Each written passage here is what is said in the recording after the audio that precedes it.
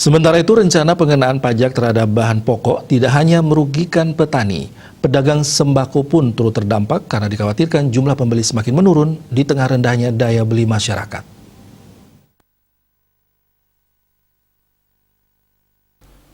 Seorang pedagang kebutuhan pokok Wayan Anik mengungkapkan, pengenaan pajak pada bahan pokok merupakan kebijakan yang kurang tepat saat ini. Pandemi COVID-19 masih berlangsung hingga kini sudah membuat pasar sepi pengunjung.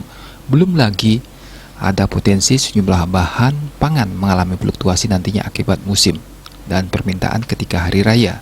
Hal itu tentu akan mempengaruhi pembelian konsumen nantinya.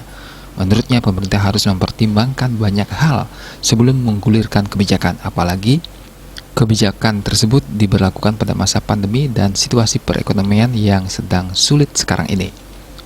Sebelumnya, pemerintah berencana menjadikan bahan pokok atau sembako sebagai objek pajak. Dengan demikian, hasil pertanian, peternakan, perkebunan, dan kehutanan bakal menjadi barang kena pajak yang dikenai tarif PPN. Kebijakan itu tertuang dalam perluasan objek PPN yang diatur dalam revisi Undang-Undang Nomor 6 Tahun 1983 tentang KUP. Manik Bisnis Bali melaporkan.